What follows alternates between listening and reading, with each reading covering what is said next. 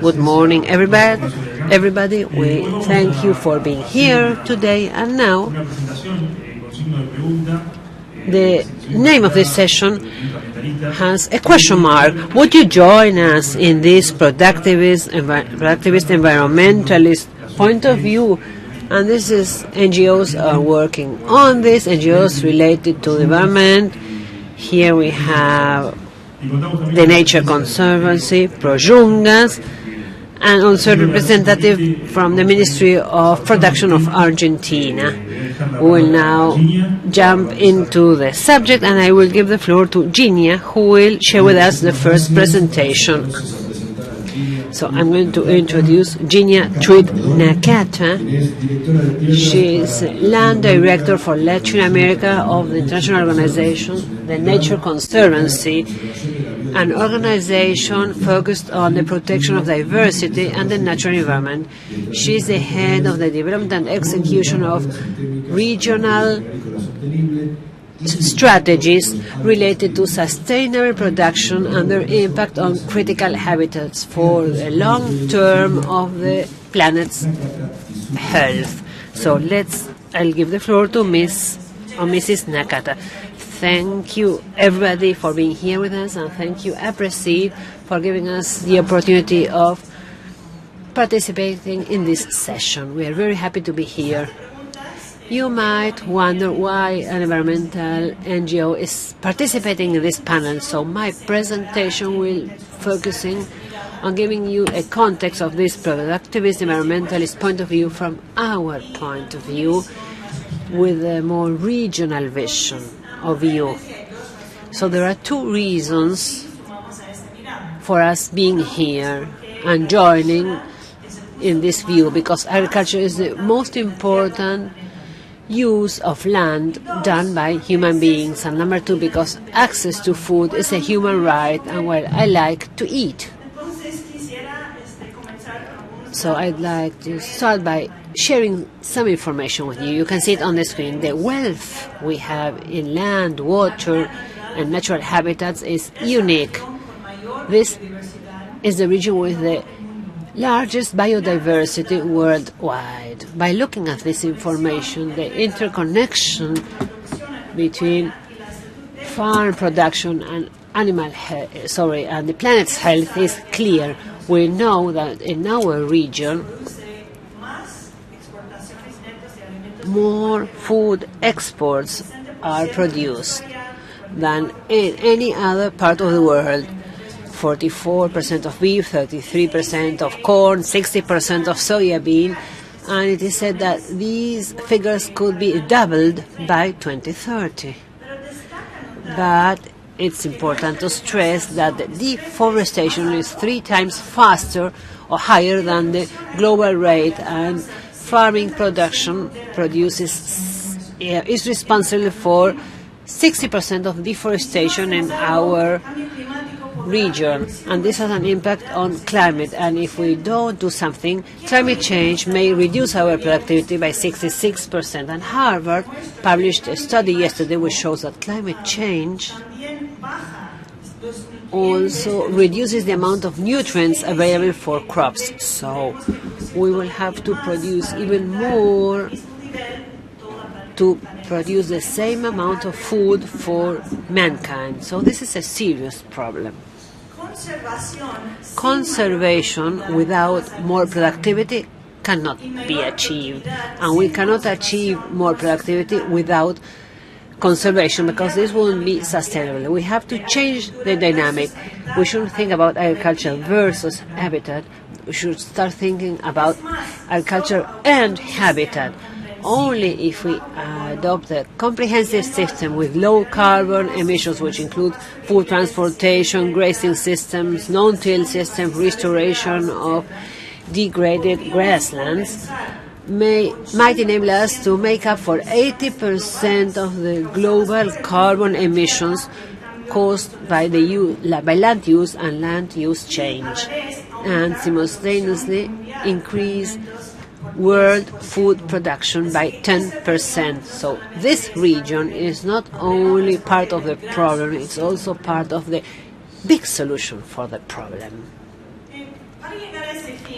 In order to do this, our organization supports a strategy of resilient agriculture, including the principles of regenerative agriculture. This is key because it will enable us to achieve the goals I have already mentioned. The focus of this strategy is to maximize yields and minimize impacts on the natural habitat, and this is critical to reduce pests, flooding, etc., to restore lands, to increase fertility, and to improve the ecosystems, to sequester carbon, and this will have an impact on climate change and reduce the amount of inputs we use, fertilizers, pesticides, and water, for example. And what is even more important is to increase the margins for farmers and rural communities. Finally, by implementing these practices integrated on unproductive lands, we will be able to maximize yields to feed the world without sacrificing the critical ecosystems or the income of farmers.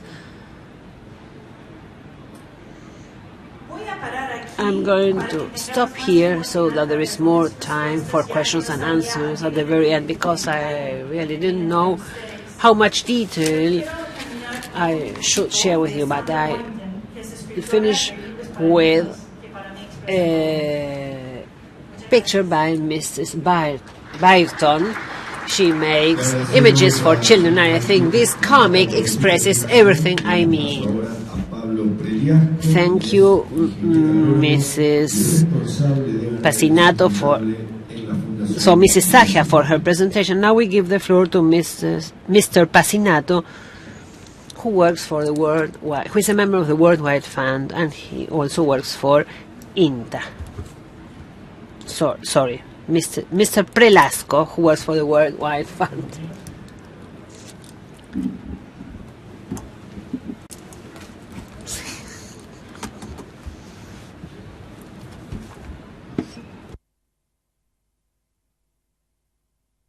Trabajo en Fundación Villa. This agriculture center event. This is an agriculture center event, so I've adjusted my speech to what happens with agricultural system. In cattle breeding, it is easy to preserve wildlife in grazing environments or in savanna environments. Entonces, mi tema es conciliar producción y conservación. We have to reconcile production and conservation. Our general vision in the World Wildlife, in the Wildlife Foundation, is not to convert new land. In order to achieve this, it is necessary to intensify production in agricultural land. And in those cases where the natural ecosystem has already been replaced, we need to preserve land. Where there are no conversions, sustainable use of those resources with the maximum conversion rate that is allowed, and some corridors may be left to avoid fragmentation. Those areas with a higher conservation value, sustainable use of natural resources is necessary. This is quite easy in cattle breeding. And in those areas with a very high conservation values should be devoted or should become protected areas. On this map with different colors, we can see ecoregions in Argentina. Our country has signed an agreement that binds Argentina and 100 other countries to preserve 17% of every ecoregion. We can see the Pampean ecoregion in light green, a different ecoregion, and so on and so forth. And if we take a look at the map on the right, we can see on clear colors the land that has been converted to agriculture. By comparing those two maps, you can already realize that there is almost nothing left in the Pampean ecoregion. Everything is on the east of the Salado Basin, and we may not reach that 17%. If we take a look at all ecoregions in Argentina, some of those ecoregions meet the 17% requirements, and others exceed that percentage, such as the Patagonia forest. But there are not too many protected areas. In Chaco Seco, we see it's 3.67%. That's the protected areas. In the Pampas, the protected area accounts for 1.5%, 1.05%, and in the fields and in woodlands there are almost no protected areas. In order to reach those conservation levels, we need to reach 4 or 5% with strict protected areas, national parks, provincial parks, so as to cover a surface that accounts for 4 or 5% of every region. From 4 or 5 to 17, that is sustainable. We already have it excellent cattle breeding technology to preserve biodiversity in the area between a cow's legs. In order to reach the 17%, we need to achieve rural land, a rural land organization, and there is a lot to be done, but we need to organize agricultural borders, and we need to work with conservation and production. If you look at this area from an airplane, you see just like this. There is no biodiversity there. Como bosques, pastizales y sabanas. Not converted areas. Hacer ganadería sustentable de pastizal. Forests, savannas,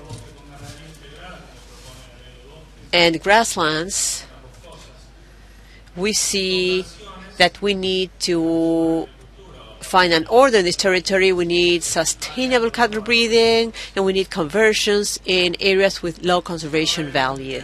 If you take a look at the forests, this was the only attempt to organize the territory in Argentina. We see green, red, and yellow. Those are different use possibilities. In management of forests with integrated cattle breeding, which is the idea for the yellow areas, if we see it works and it's good business, this might also be considered for the green areas, so as to have more preserved forests. I'd like to give you an example for you to understand what organizing a territorial system means. The province of Corrientes is quite healthy. In 2002, almost 80% of the surface area was grassland. That area has not been replaced by crops or grazing system. In the Aguapay River Basin,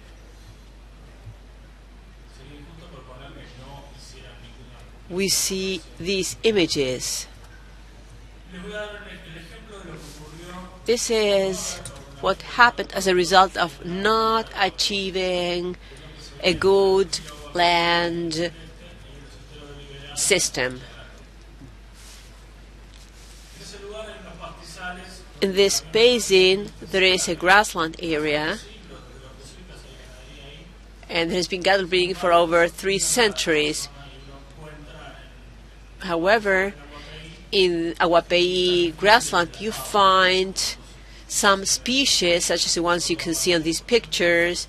This bird is about to become extinct. There are fewer than 1,000 birds in of this species, as well as the deers.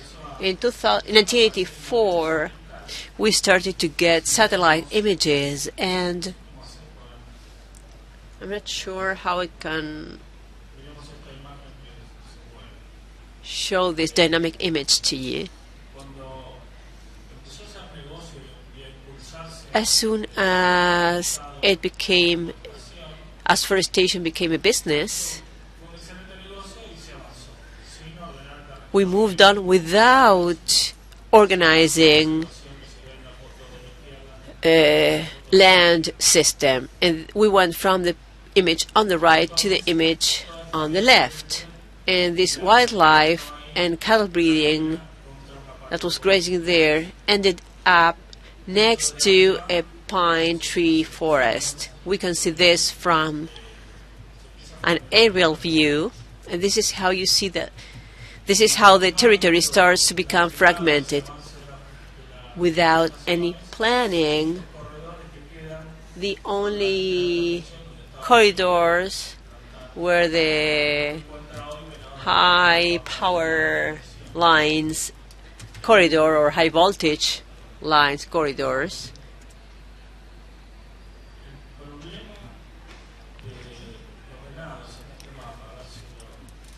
The problem with deers is the following. Imagine, well, deers and the whole fauna.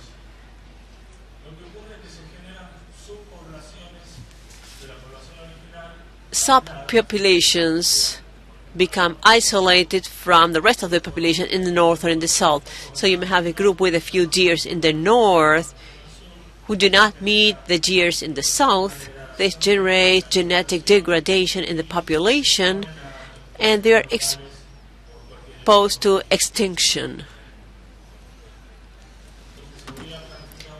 So with better planning, we might have avoided this serious problem. So as a suggestion or as a proposal for this type of forestation, we see these models where the landscape is planned before carrying out any intervention. This is planting new generation or new generation planting, NGP. In brief, rural zoning may help us minimize conflicts between production and conservation through planning of the agricultural border. In those cases where it's already been converted, then production should be increased. We have the whole converted area to be improved, and where it is not converted, that the situation should be systematized, land should be zoned, and we have to carry out sustainable cattle breeding. If there is forest, then we have to preserve that forest, and we have to use that forest. Where there is grassland, we have to preserve those grasslands and use them. Thank you very much. Le agradecemos entonces a Pablo Preliasco. So we thank Pablo Preliasco for his presentation. Now we give the floor to Alejandro Brown, who is the president of ProYungas Foundation. He is an ecologist. He has been working for 30 years in biodiversity and sustainable development in subtropical forestry systems. For the last 15 years, he has been translating ecological information for government and private organizations' decision-making in the area of conservation and sustainable development. So, Mr. Brown, the floor is yours.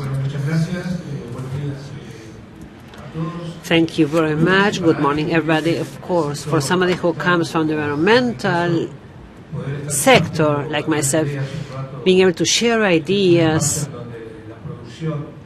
at a meeting where production is the key thing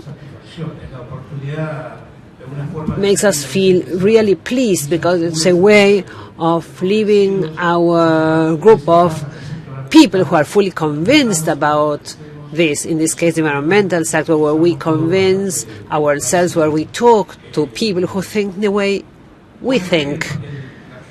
Of course, Argentina faces a challenge, a huge challenge, if we think about the expansion of the agricultural frontier. if we do this with an environmental point of view is key. And I believe that we have different views, the productive sector and the environmental sector. The productive sector traditionally has considered the environmental element as something where you have to protect and keep the area where you are working and producing. That's how we had non-till, rotation, water conservation, soil conservation as important aspects, and those are the foundations for productive activity to be developed in the areas where it is being developed nowadays.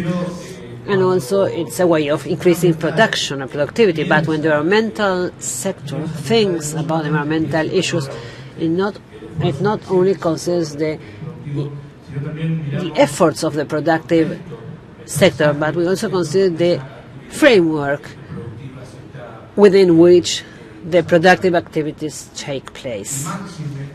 And especially when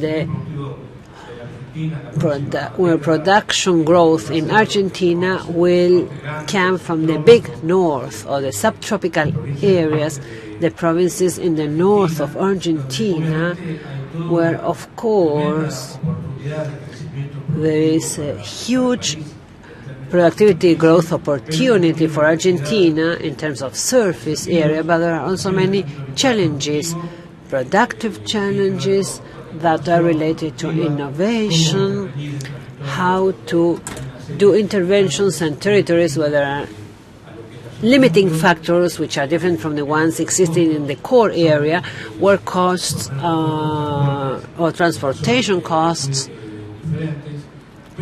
are quite different. But the big north also faces other challenges, for example, the social ones. You know that in the big north we have the highest poverty rates in Argentina. All the social indicators are below the mean, though only 20% of Argentina's population lives in the north, in the northern provinces. And we also have there the highest concentration diversity of indigenous populations. Just to give you an idea, we are just completing a survey of native populations in the big north. We are finishing this survey and we have already identified over 1,300 native communities that have become legal persons. To that we should add the Creole population, and these are all groups that for some time have been asking for their territories and have been asking to participate to get their share of the benefits of the country's development. And these areas also represent a huge diversity. Just to give you an example, the subtropical forests in Misiones and the Yungas represent 2% of the country's territory, and they hold 50% of the animals and plants exist in Argentina. So this is another challenge for the big north. Agricultural expansion will have to go hand in hand with the protection of all the conservation important areas, among which connectivity should be kept and protected, as the previous speakers said. And of course we face a huge challenge, and I like the optimistic statement by the Spanish gentleman who was part of the previous panel. We agree, Argentina has a huge opportunity, and of course the big north in Argentina may give the land for that expansion of production which Argentina has to go into, but with sustainability. And as Pablo has just said, land use planning is key to take into account all these goals and needs of society. And we believe, or we think about the landscape vision. It's an intermediate stage between what all provinces have done with their land use planning regarding forests and the farming scale. With the landscape, we try to link the use of the land in each farm, maximizing conservation areas, the corridors between farms, maximizing connectivity processes, and all that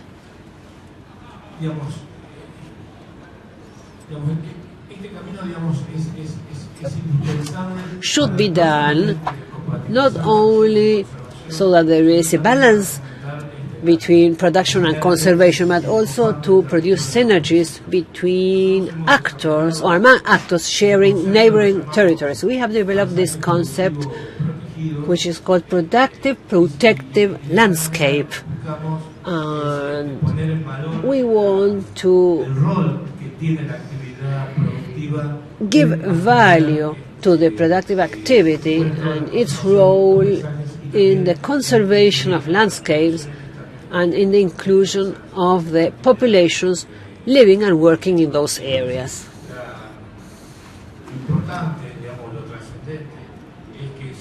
What is important here is that if the productive activities fall or deteriorate, the landscape will deteriorate too. So the challenge for the future of environmental conservation in the big north, as Pablo has just said, is the following one. The gap between what we have today, which is properly protective, and what we need, and the minimum requirements, is so big today that the environmental sector by itself won't be able to get the minimum protection requirements it calls for. We will only achieve this if the productive sector and the governmental sector work hand in hand with conservation-oriented groups. We don't fully agree with all the ideas of the environmental groups, and we believe that conversion will keep on being and will have to be a tool to enable these conservation processes. The provinces in the north of Argentina, the big north of Argentina, through their land use planning efforts, are trying to protect a large part of the forests. Almost all the provinces in the north of Argentina have decided to protect over 70% of their forests. If we compare this to the provinces in the center of Argentina, as Pablo has just shown us on his slide, we have to be honest and realize that sometimes the Argentine society is asking much more from the provinces in the north than it should ask. We want the big north to carry out many of the conservation efforts which the richest countries in the center of Argentina have not done, something they have not done, and we should understand this. Many of the compensation efforts or the offsetting efforts because of the progress of the farming frontiers should not be focused only on the provinces that convert the land, but also in the provinces that use the food produced in the food-producing energies. I believe this is an issue of fairness in the country, and it would be a clear vision of a federal approach for environmental issues. We hope that all these efforts and these trends to foster environmental responsibility under the motto of zero deforestation will accept the compliance with legal frameworks. There are many provinces in the north where legally land may be converted, and this conversion possibility is also the guarantee of a commitment of preserving these huge surfaces to preserve them in their natural condition. So it's how do we put this into practice, this land use planning in the long term, because land use planning is not a picture, it's a process that may go this way or that way, depending on the needs and the knowledge of society. And I believe that the science and technical sector of Argentina should play a more active role. When we talk about environmental issues in Argentina, we need more technical support than the one we have today. Today, feelings are deeply involved. This is very good, but feelings have to be based on better and more information, and that information has to make it to the decision makers in the public and private arena. And finally, I'd like to share a thought with you. As we have said very often, that war is a complex issue and too important to leave it up to the services. I feel that the environment is a very complex and important system, so we shouldn't leave everything up only to the environmentalists, let alone to lawyers. We thank Alejandro Brown for his presentation. Now we give the floor to Jorge Heider, the Soils Director of Environment in the Ministry of Environment and Sustainable Development of Argentina. So we give the floor to Jorge Heider. Hay un cambio, me dicen acá. Lo tenemos a José Luis Tedesco. José Luis Tedesco is about to communicate an announcement. I will make a brief presentation first. I'd like to tell you what we have been doing on certified agriculture. As I was saying at the beginning, when we talked about this question mark, will you join the productivist, environmentalist approach? I think there should be a link between these two positions, which are not opposing but should go together to achieve sustainability. Aapresid's vision is what we see on the screen. We promote sustainable production systems of fiber, food and energy through innovation, science and knowledge management in a network. Aapresid was created as a result of an environmental concern, so we do have the environmental gene in our geniuses.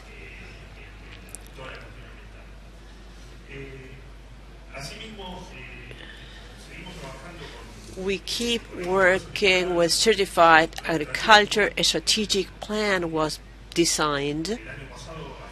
Last year, by the end of the year, we created a strategic plan, and this certified agriculture mission was built. We promote implementation and certification of sustainable agriculture and cattle breeding system to meet the needs of global clients or customers. This is quite complex because global customers are not only those who consume our products, food, feed, fiber, energy, but it's also those customers who request a healthy environment, a productive environment with sustainability as part of it. On this slide, we see the main pillars of certified agriculture. First of all, we have international treaties and agreements,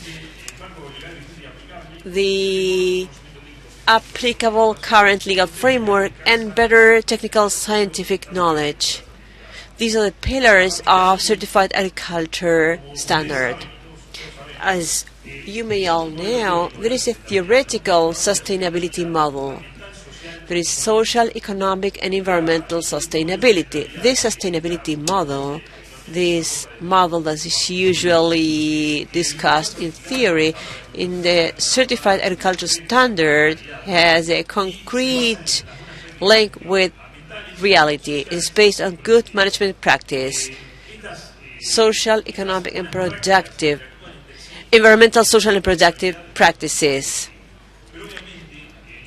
They lead to sustainability in the productive environment, but we need to put this in context.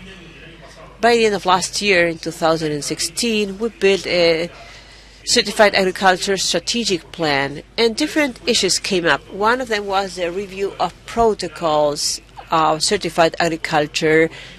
The protocol had to be updated with higher consensus, and through that strategic plan, we also built new tools. Today, we have an online checklist.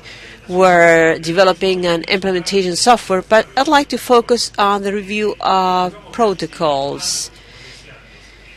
As I've just told you, there is huge consensus. We have worked to reach consensus on certified agricultural protocol. The three environmental institutions that are represented here were involved: the Nature Conservancy, Wildlife Foundation. Well, ProYungas was not able to participate in protocol review, but we were working with them, looking forward. And other organizations participated, such as CASAFE, Ministry of Agro-Industry of Argentina, the Buenos Aires University Business Program. You can see all the organizations that participated in our protocol review, and this accounted for a comprehensive review of the protocol. We're also working to train trainers or implementers. Implementers are professionals who facilitate the implementation of the certified agricultural protocol, the 14130 IRAM standard. So these people are trained to implement the protocol in the best possible way to eventually reach certification. Usually people ask about the benefits of certified agriculture. As a side comment, I'd like to tell you that we are the internal and external customer view. The internal customer is related to the intrinsic benefits of the quality generation system benefits, and there's a great focus on this. As the quality management system is implemented, people see the intrinsic benefits of that system. It also helps to reach new markets and communication. External customers, on the other hand, feel the requirements of society, requirements for environmental care, human care, and there's also everything related to supply of food in quantity and quality. Some companies are joining this effort. These are the companies. BPA from Córdoba is leading this project. It has incorporated into its matrix, its way of working, Córdoba, the whole BPA program. The best management or good agricultural practices. When we reviewed the protocols, we were happy to work with the NGOs that are represented here, and we analyzed many things related to conservation of biologic corridors. As another side comment, I'd like to tell you that in the standards, in the protocols, we always have a part which is what has to be done, those things which are mandatory and those things which are recommended. Those things which are recommended are obviously recommendations. As the protocol evolves, they will at some point in time become mandatory. for those who implement the protocol. Same thing with native fauna. This was reinforced. Everything related to deforestation and forest conservation. It is necessary to stop the advance of agricultural borders. There should be limits, as Pablo and Alejandro have just said, through rational land use planning. What has happened has already happened. We agree with what Pablo said as to the fact that we have to take care of what we have and maximize the potential and productivity of those regions which have already been converted. But in the case of those that have not been converted, in that case we need a rational approach to land use planning. There are other things, and this is the end of my presentation. These are some factors that may keep pushing the agricultural border or frontier. This goes along with some technologies, biotechnologies, energy cost reduction, seawater could be processed. Some areas which are in desert areas may join the productive matrix by making use of this water. But in this case, we will have to be rational at the time of advancing our agricultural frontier. And obviously, the agricultural frontier may also be pushed by the markets and by the needs for social and economic development, as Alejandro and Pablo have pointed out.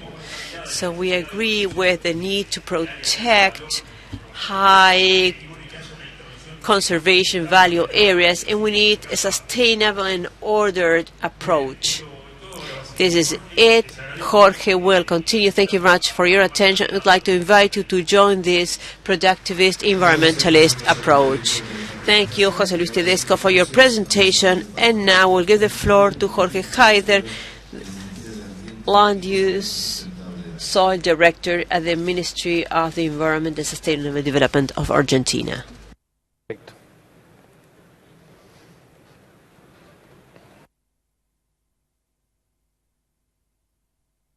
Muy bien.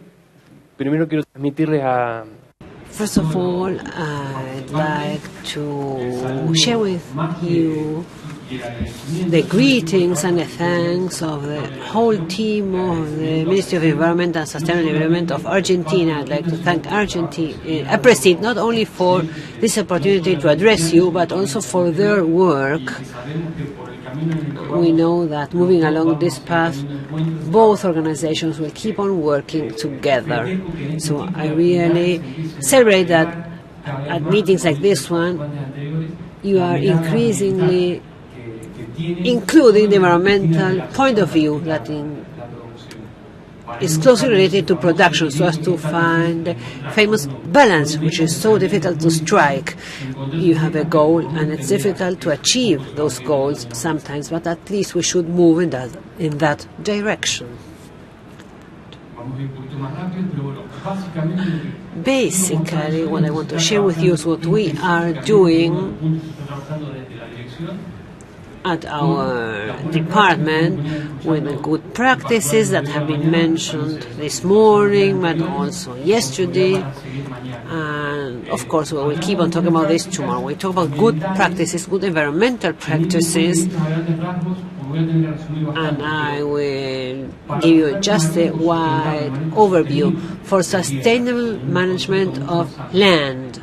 So we need good practices here, and this encompasses many actions to be carried out, which includes everything which has been mentioned: corridors, biodiversity, balance, social component, economic component, national scenario, international scenario, certification. All those elements are being analyzed at our department, so that by the end of the year we will have some deliverables, and I will describe them soon for you to know This may be new for many of you, but for 18 months in Argentina we have had a new area devoted to environmental sector. In Argentina we have 3 secretariats. We report to the Secretariat of Environmental Policies, Climate Change and Sustainable Development. This includes several sub-departments, and below them you will have our department, which relates to protected areas and also applying the principles of the Convention for the fight against desertification. And I would like to tell you that what we are doing at our department regarding sustainable land development is to use a methodology which includes a lot of knowledge and which has stability in the long run. And this helps us to find online information, guidance and manuals to understand and implement these kinds of surveys. What we have here as WOCAD is a methodology that is being used worldwide and developed worldwide by experts, subject matter experts, and this working group includes even FAO and countries such as Switzerland. So we apply these principles because we have a working group that deals with other organizations, and we are able to speak a similar language because we have to come together and develop consensus. Because even when it comes to translation, there may be differences. So first thing is try to speak the same language, be on the same page.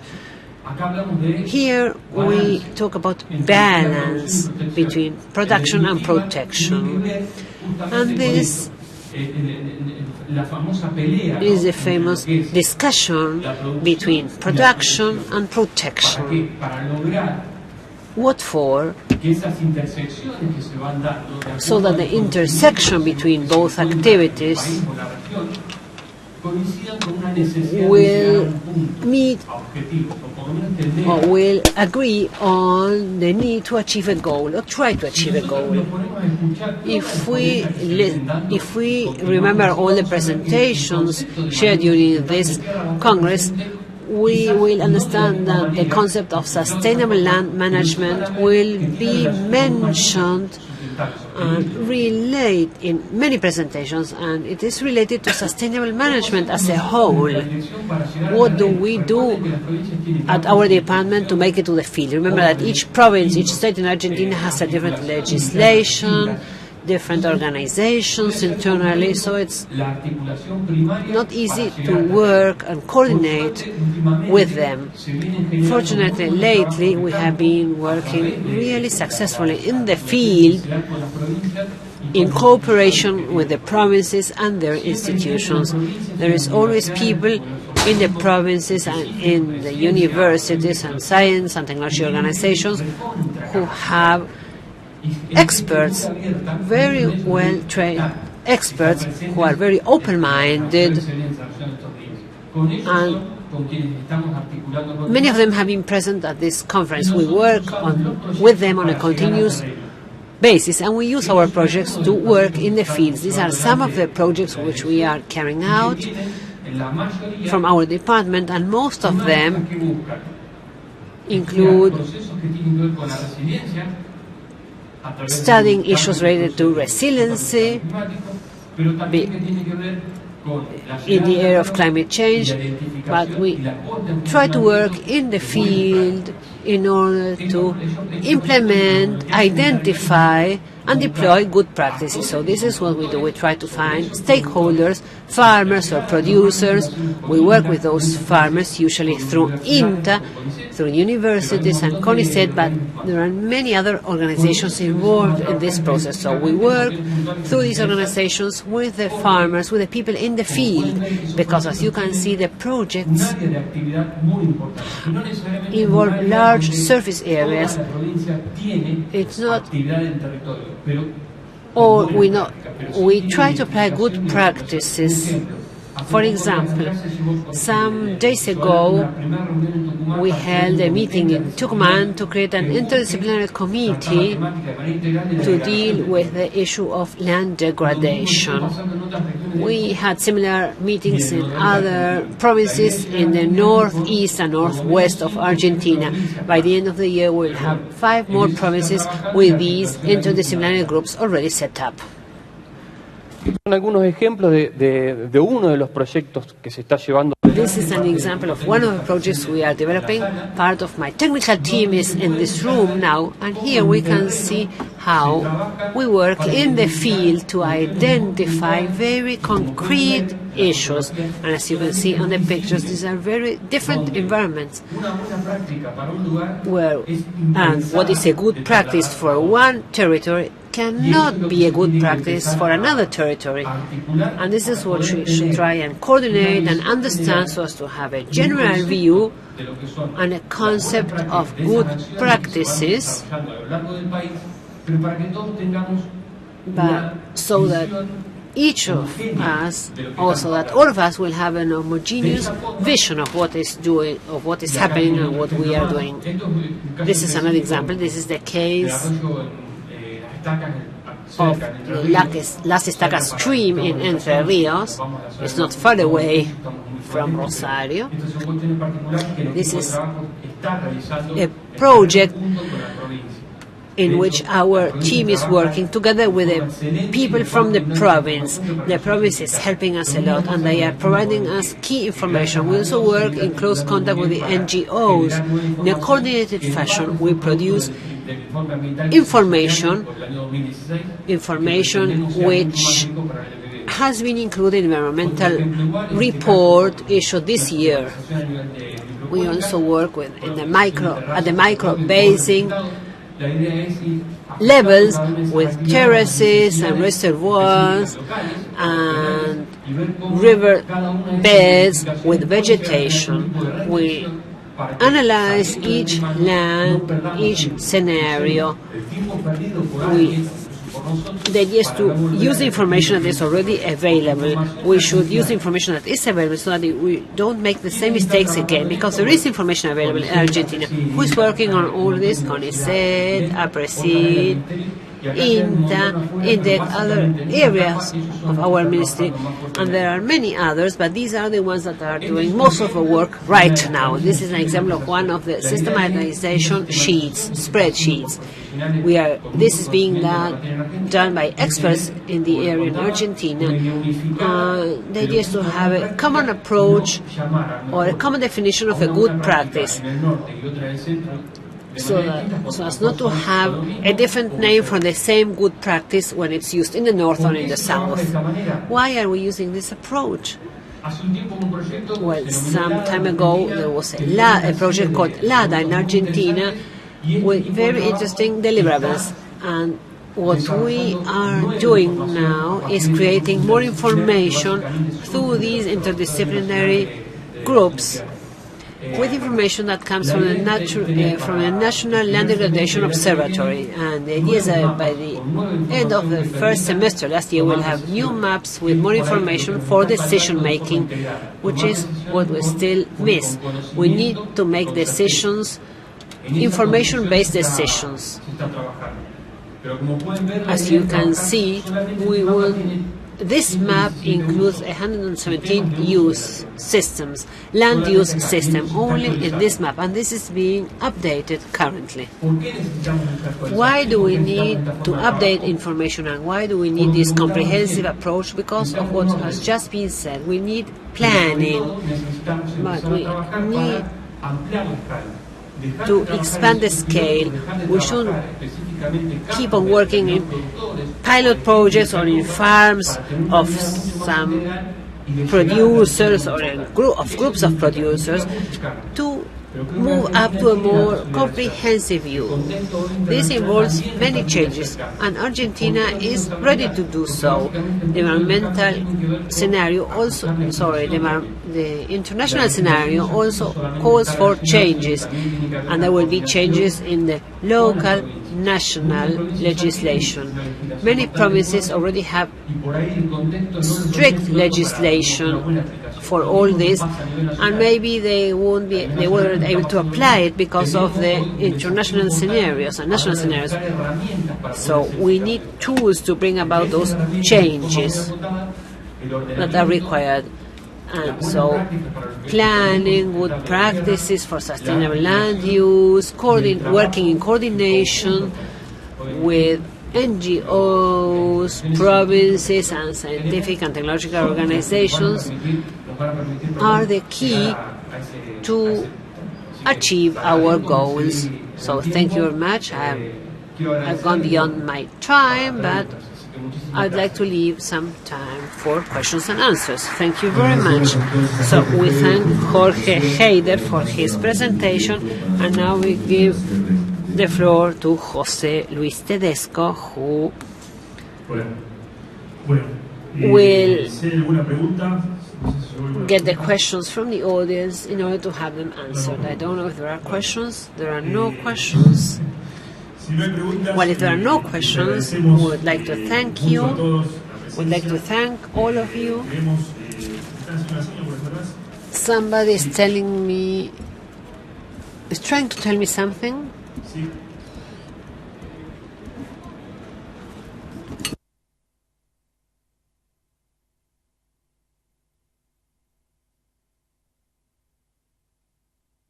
Sí, lo habitual es hacer las preguntas por... Usually questions should be sent via SMS message, but it's okay, ask your question. ¿Se escucha? Sí, ahí se escucha. Sí, la pregunta es, yo soy de Corrientes. I am from Corrientes, and this is my question. It's, the images shared by Pablo were really striking. It's true, between 1984 and nowadays, the environment has changed because of the deforestation, or because of the forestation, sorry. This was a land planning mandated by money. We had these trees planted because it was more profitable to have trees than the natural environment. So how do we achieve a sustainable development without taking into account or without being based only on income? And this is a question for any of you. It's clear that this was something which happened because of an aggressive policy that fostered forestation in that region.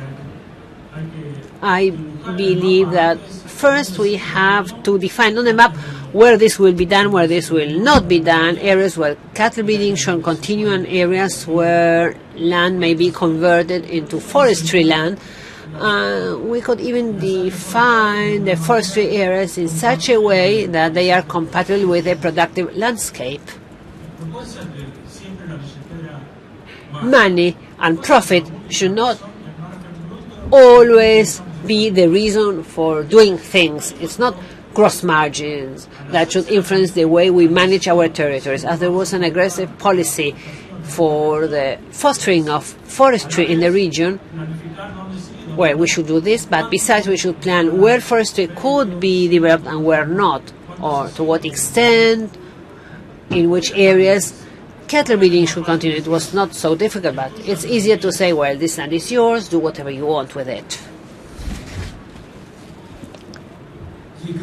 I believe that this shows the lack of good land use planning, and that very often public policies lag behind the requests of society.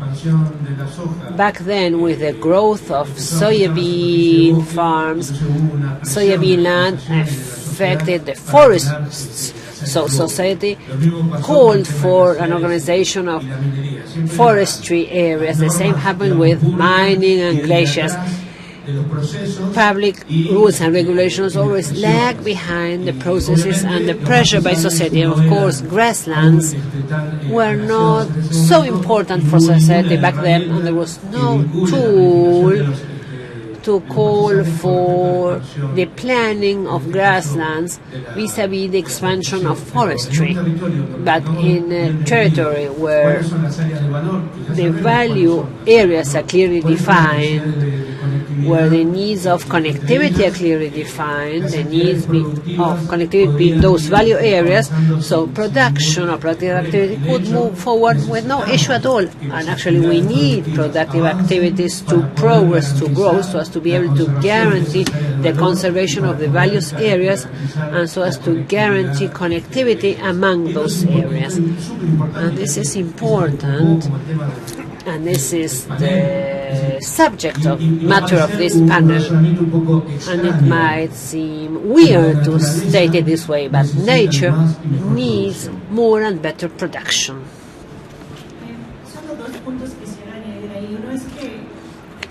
I'd like to say two things. Number one, we have to leave this vision of or, well, it's conservation or more profitability, because you will have to pay for this in the long run. And if we don't pay for it now, our children will pay for it. So it's not either or. It's not that we have to increase yields only.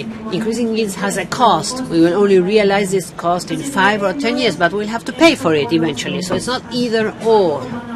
It's working hand in hand, doing both things together so that we don't have to face this either or. Besides, we shouldn't say we want to conserve here and produce there. There are ways of producing different systems that include both activities, improvement of pastures, of grasslands, where we can improve production in the same productive area. Of course, there are areas where we should not produce, but we should leave back this idea of here we can do whatever we want to and here we can do nothing at all, because this will not work in isolation. Everything is part of a whole. Briefly, so as not to repeat what has already been said. Even though this is old, and today people who like the subject was already seeing this coming, this can be transferred to several parts of our country. In some cases, there was no knowledge about services provided. You're used to watching a landscape, and a nice landscape is something else. Today, we're starting to appreciate everything. Grasslands, well, I love grasslands, and I understand what grasslands give us. At the time, there was not so much knowledge, and the wallet was what prevailed. But this is eventually disappearing. It's not going to disappear for good. But I think that several things are happening. For example, at the Federal Environmental Council, there is a specific committee on environmental land use, quite specific. This committee started working this year, and the provinces are dealing with these issues because there is an interjurisdiction issue. The province may interpret the need, but very frequently this need goes beyond the political and geographic borders of the province, and the only way is to coordinate things, to work together with other provinces. And there are also different laws that make this increasingly complex. But the interesting thing is that there are some round tables where this is already being discussed, and we're having quite heated discussions. So I see we're going the right way. It's not going to be a fast way, unfortunately, but we cannot miss the opportunity, and we have to follow this trend. We, as government and the provinces at their level, have to work on this. It is easier to levy taxes and see what we do with wheat or soybean. Easy between inverted commas. Now, when we discuss these things, we have to keep this in focus. In order to close, I'd like to share some thoughts with you. Going back to what Alejandro said today about the need to develop technical and scientific knowledge, we do need that technical and scientific knowledge. We need this land use planning system to be tackled, and I'd love to add something to your concept about landscapes. We need to include management here, basin management, from the environmental and productive point of view. Because of unplanned interventions, we usually see many problems. Would you like to comment on this before we close the panel? Well, we mentioned and discussed this with you at the time. The issue of basin is quite interesting. At the national level, there is a very good identification of basins and sub-basins. And the basin concept should include not only a water basin, but also the definition of basin with a more holistic approach. This good identification of interjurisdictional basins and quite a good identification of the issues we see in those basins. Actually, classic literature always advises a basin-based approach. It can be improved with regional and local knowledge, but we should also take into account something that is sometimes neglected. We have to get together and use all the information that different players have and think of a mid and long-term vision of what that basin might become and what that basin might provide and what should not be done in that basin. This will lead to a logical balance of activities based on sustainability and time. We should have a time factor. In order to gain time, you need to start thinking of what can be done with what we already have. I think this is something that is necessary so that we will not see what we usually see in Argentina. We start working on something and 3 times later it becomes obsolete, or we have a new administration and we have to start from scratch. This is key to have clear objectives in the mid and long term. Thank you, everyone. We have run out of our time. Thank you very much for being here with us and for sharing these presentations with us. Thank you. Truitt Nakata, Pablo Preliasco, Alejandro Brown, Jorge Heider. We'd like to thank